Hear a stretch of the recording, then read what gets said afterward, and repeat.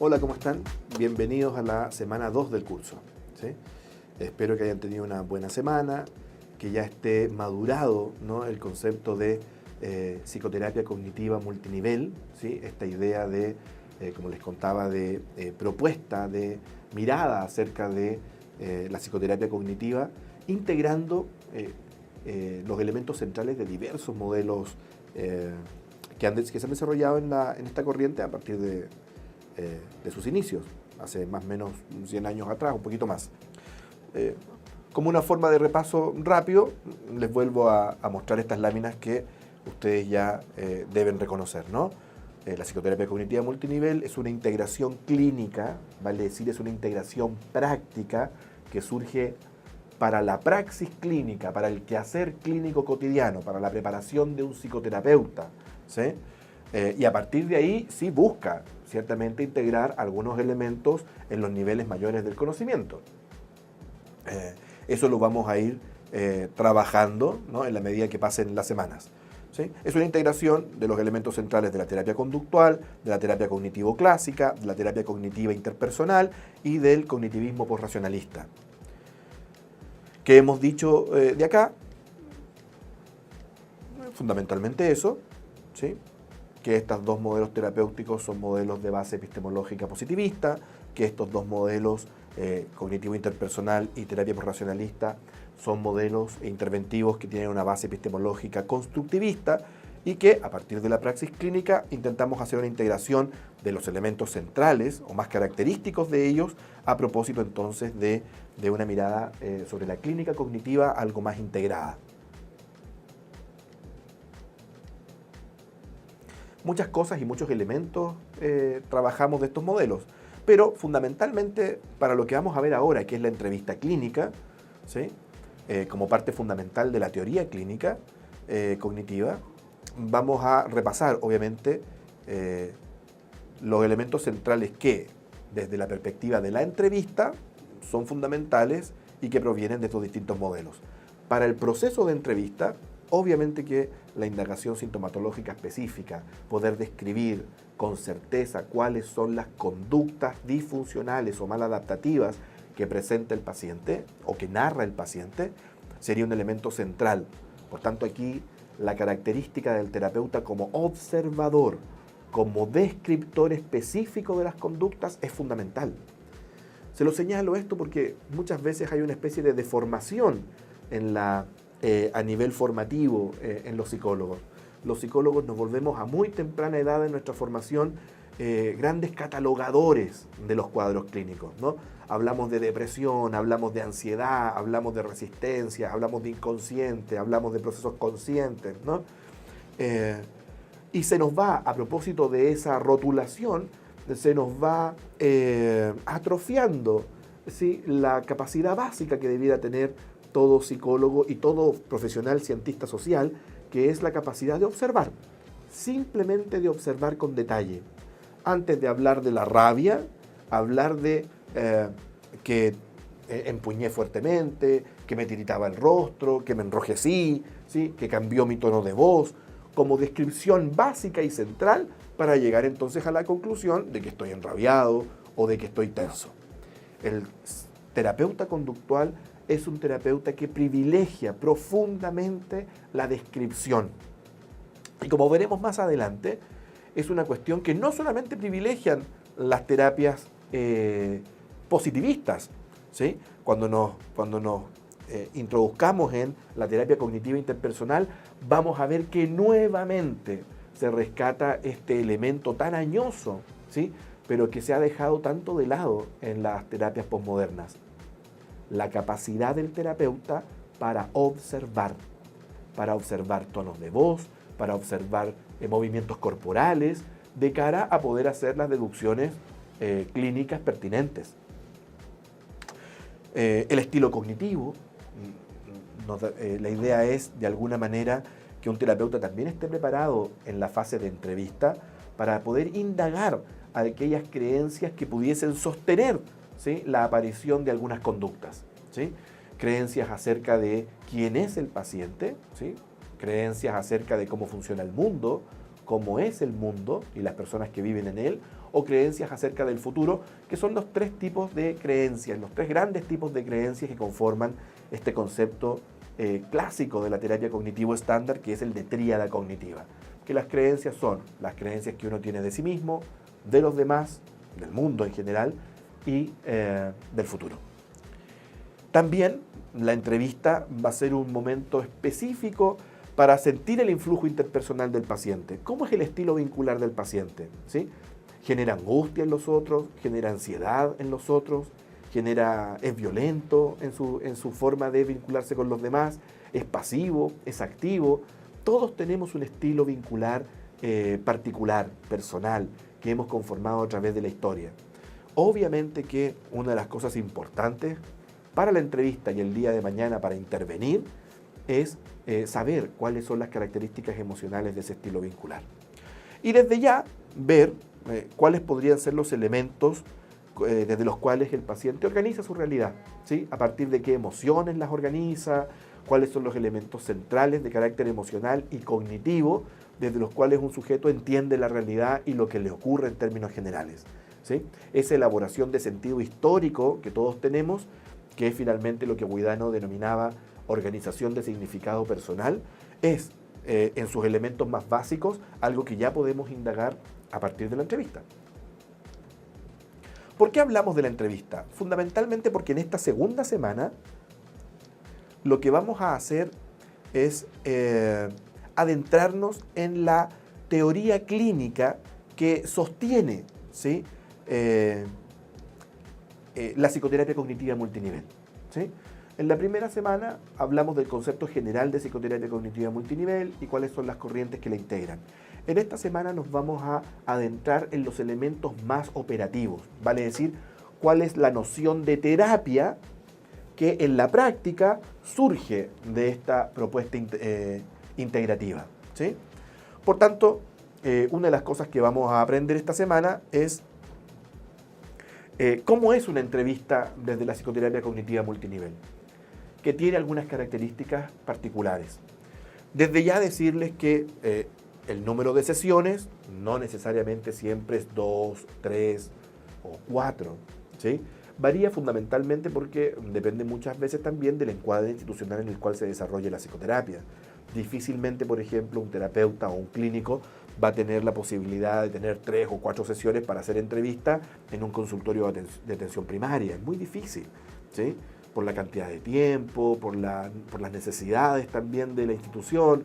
Muy probablemente vamos a tener 1, tal vez 2 sesiones de entrevista y vamos a tener que adecuar nuestra mirada también al encuadre institucional que varía muchísimo entre las distintas instituciones, ¿sí? Públicas y privadas. Aquí estamos pensando fundamentalmente en términos ideales, que es usualmente lo que se da en la consulta privada, donde un terapeuta puede administrar su tiempo de manera bastante más autónoma.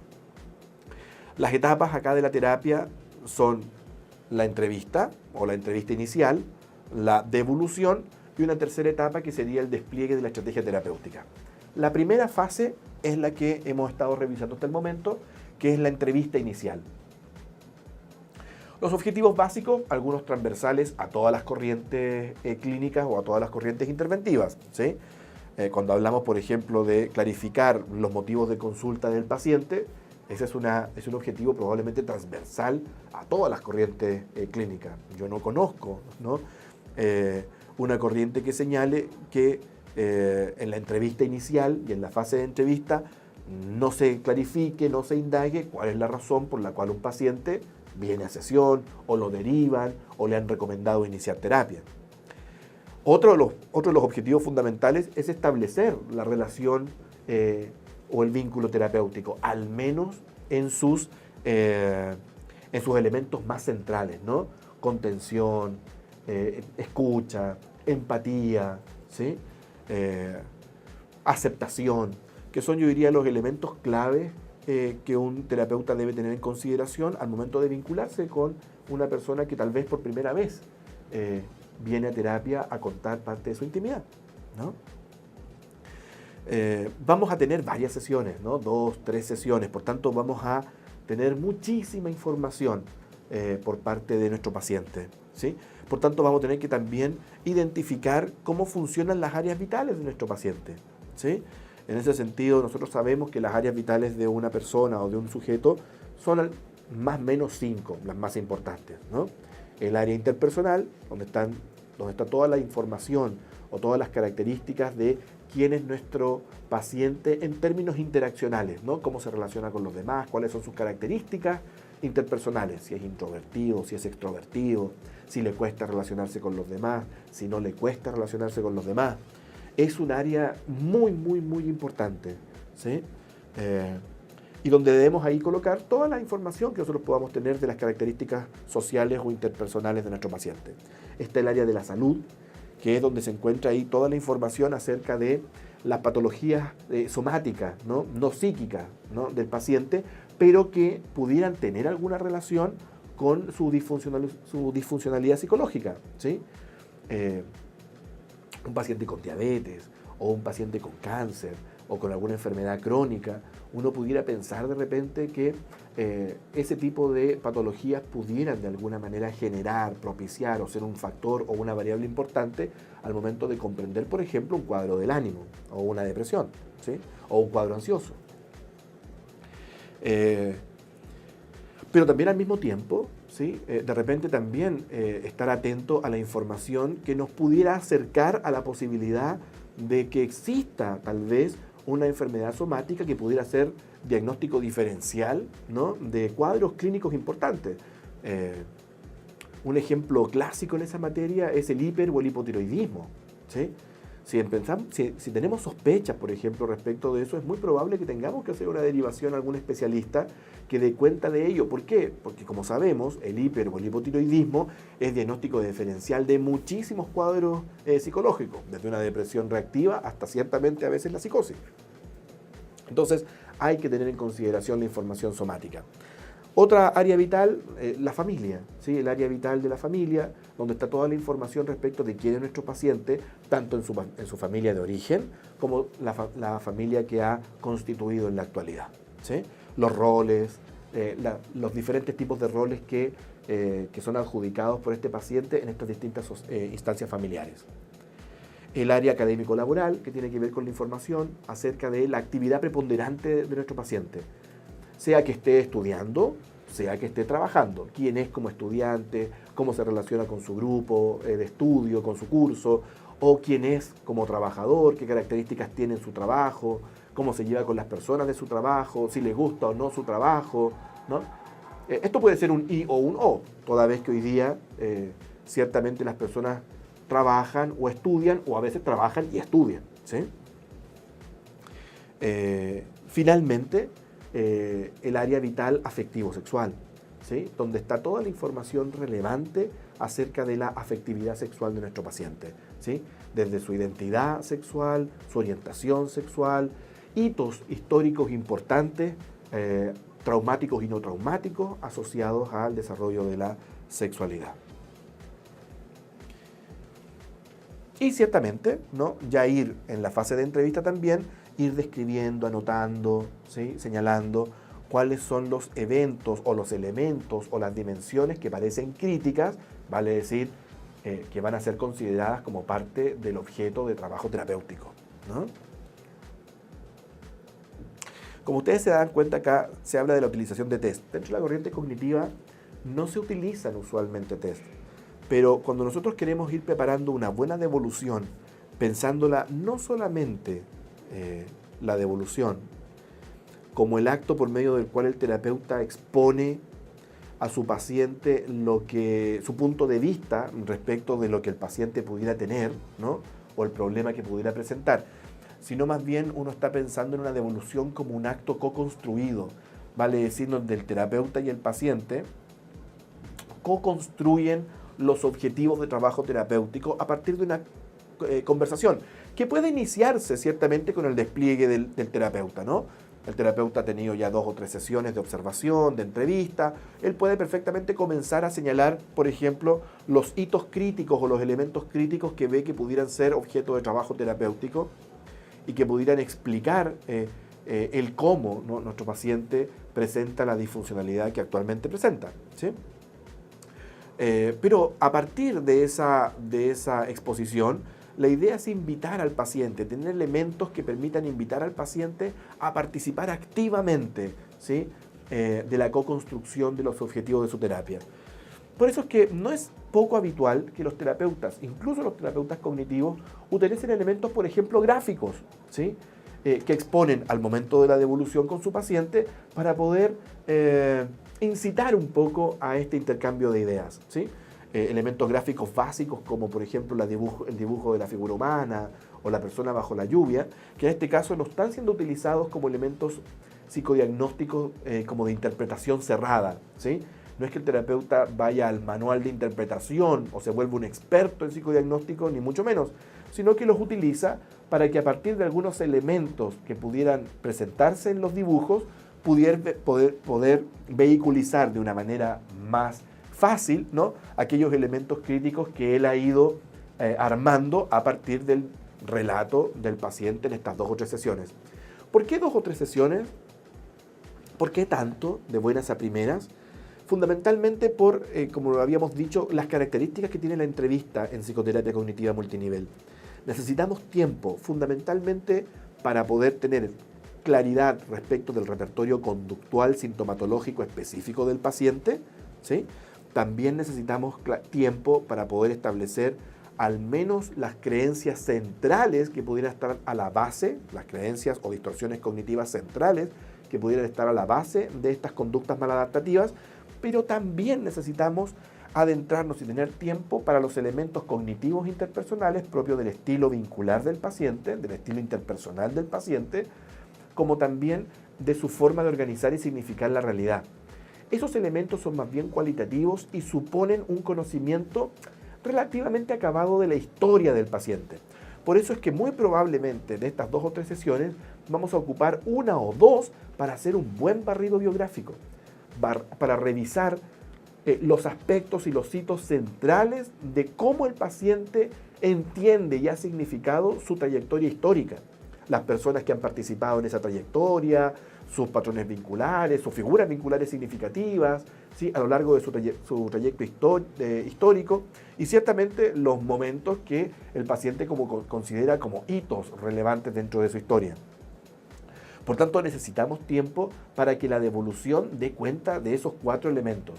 Y por eso lo podemos vehiculizar con relativa facilidad a través de la utilización de dibujos, ¿sí?, más que pensarlos como test o elementos de psicodiagnóstico, ¿no? Como les decía, después de la entrevista sobreviene la devolución, hemos hablado sobre ello, ¿no? Explicitar al paciente las hipótesis del funcionamiento, ¿no? ¿Qué creemos que está ocurriendo? ¿Sí?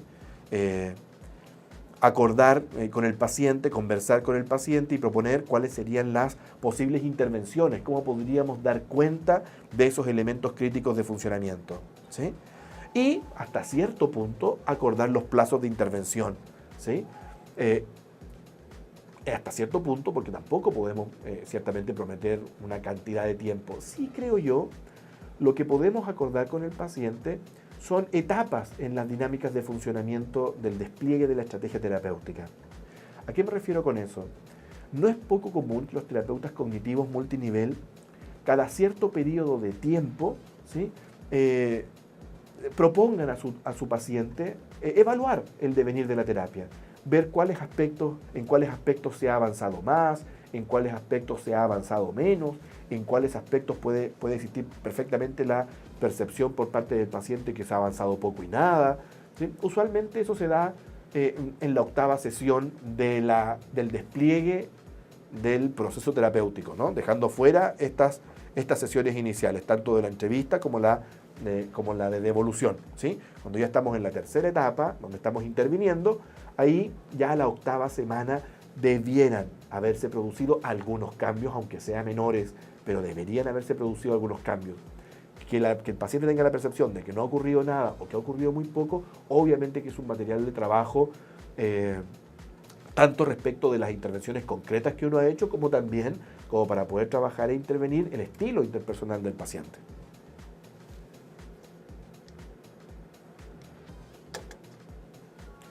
Como tenemos acá, la 3ª etapa, que sería el despliegue de la estrategia terapéutica o etapa de intervención específica, que ciertamente puede ir desde las 15 sesiones, en una terapia breve, puntual, pensando tal vez en una terapia más bien de carácter operativo, donde lo que vayamos a hacer sea principalmente una técnica, una terapia conductual, por ejemplo, una técnica conductual o una intervención de carácter conductual, ¿sí? Hasta ciertamente, yo coloco 230 sesiones porque Vittorio Guidano, cuando habla de las fases de la terapia, señala que con pacientes graves se pueden tener hasta ese número de sesiones, lo que involucra años de trabajo terapéutico, como ciertamente indican no solamente el posracionalismo, sino que indican varias de los modelos de intervención terapéutico con los pacientes graves, donde se señala, por ejemplo, que en trastornos de personalidad limítrofe es perfectamente posible hablar de años de intervención. Dentro de la teoría clínica reconocemos o hacemos la distinción entre las técnicas psicoterapéuticas, las intervenciones psicoterapéuticas y las herramientas psicoterapéuticas. Cuando pensamos en las técnicas, no me voy a adentrar mucho en ellas, voy a simplemente distinguirlas. Las técnicas son procedimientos de intervención que se desprenden de una teoría, por tanto pueden haber teorías que se desprenden de la terapia conductual, de la terapia cognitivo estándar, hay técnicas que se desprenden de la terapia cognitivo interpersonal y ciertamente hay técnicas que se desprenden de la terapia posracionalista, ¿sí? Distinguimos entre operativas y procedurales, precisamente en eso. Las operativas, que son aquellas que se hacen cargo fundamentalmente de la remisión sintomatológica específica, ya sea sintomatología específica conductual o a nivel de creencia o distorsiones cognitivas, son fundamentalmente las técnicas cognitivo-conductuales, ¿sí? Ellas son las que nosotros desde la perspectiva cognitiva multinivel las consideramos técnicas de intervención operativa, ¿sí? Una técnica conductual como la de sensibilización sistemática, o una técnica cognitiva como la de reestructuración cognitiva, o el uso de diarios de pensamientos automáticos, serían ejemplos clásicos de técnicas de intervención operativa. Hay técnicas de intervención que fundamentalmente tienen por objetivo el insight, que el sujeto o el paciente amplíe sus niveles de autoconciencia emocional. Esas técnicas que tienen que ver fundamentalmente con introducirse en los procesos emocionales y afectivos que subyacen a las manifestaciones clínicas más específicas, son lo que denominamos las técnicas procedurales. Y son las técnicas provenientes de la tradición cognitivo-interpersonal, en este caso, por ejemplo, la metacomunicación, que es la técnica específica más relevante de la terapia cognitivo-interpersonal, y ciertamente las técnicas de autoobservación, exploración experiencial, ¿no? O moviola, que las tres son sinónimos de la misma técnica proveniente de la tradición posracionalista. Cuando hablamos de intervenciones clínicas, ustedes se van a dar cuenta ahí en los textos y en la semana de estudio, que estamos hablando fundamentalmente de lo que dice el terapeuta. Lo que dice el terapeuta, lo que pregunta el terapeuta, lo que indaga el terapeuta, pueden ser considerados intervenciones, actos de habla, ¿sí? Y esas intervenciones pueden estar también jerárquicamente establecidas, en una jerarquía cuya variable es el nivel de activación o de ansiedad que se provoca en la relación terapéutica. No es lo mismo la ansiedad que provoca la exploración de un tema general, algo así como cuando el terapeuta le pregunta a su paciente, bueno, háblame un poco de tu niñez. El nivel de ansiedad que se puede generar ahí es más bien mínimo. ¿Por qué? Porque el paciente, independiente de que tenga hitos críticos tal vez en su niñez, puede hacer la opción libre de irse hacia donde guste respecto de la niñez. Su etapa escolar, la relación con su familia, la relación con sus amigos, ¿sí?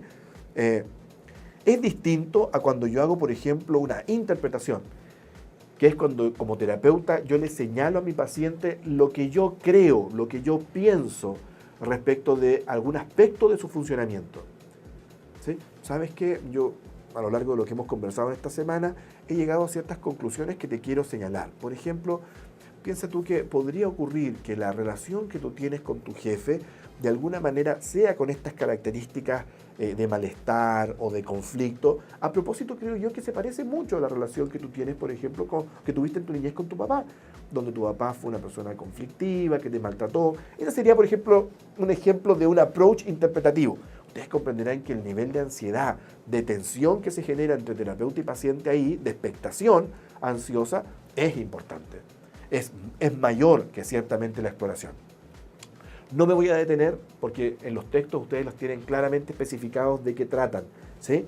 Pero acá están las intervenciones jerarquizadas, desde la escucha, la exploración de un tema central, la aclaración del terapeuta de algún término, el señalamiento de algún código lingüístico que sea importante descubrir o explicar, el reflejo, que es la utilización de las frases del propio paciente para poder indagar qué significado tienen, asociar dos categorías lingüísticas, confrontar esas dos categorías, interpretar o describir alguna hipótesis de funcionamiento específico del paciente. Ahí se la señalé muy básicamente. Finalmente distinguimos las herramientas terapéuticas, que son más bien procedimientos adjuntos, que no se desarrollan habitualmente en sesión o que tienen que ver directamente con lo que ocurre entre terapeuta y paciente. Son procedimientos que ayudan a que la terapia sea una terapia exitosa. Por ejemplo, en los pacientes que lo necesiten, la derivación al psiquiatra, por ejemplo, si es necesario terapia farmacológica, si el terapeuta llega a la convicción de que es necesario efectivamente que un psiquiatra desarrolle terapia farmacológica con el paciente, ¿sí? La supervisión también es un procedimiento adjunto. El psicodiagnóstico, en el caso de ser necesario, ¿sí? Son todos procedimientos que, si bien es cierto, no se desarrollan necesariamente en sesión, ¿sí? A no ser que el terapeuta sea experto en psicodiagnóstico también, ¿sí? Usualmente no es así. Son procedimientos respecto de los cuales el paciente es derivado donde un especialista para que se desarrollen esos elementos, ¿no? La supervisión del terapeuta ciertamente va a ocurrir fuera de la sesión, ocurre con su propio supervisor. Por tanto, son procedimientos adjuntos que están fuera de lo que ocurre en la sesión, pero ayudan mucho, ¿no?, al proceso terapéutico en sí mismo. Esos han sido algunos de los elementos centrales que vamos a trabajar durante esta segunda semana, ¿sí? Espero haber aclarado algunas cosas. Obviamente que tienen todos los mecanismos que disponen durante la semana para aclarar sus dudas y para trabajar y estudiar los textos, tanto en el foro como en las preguntas de discusión. Que estén bien. Chao.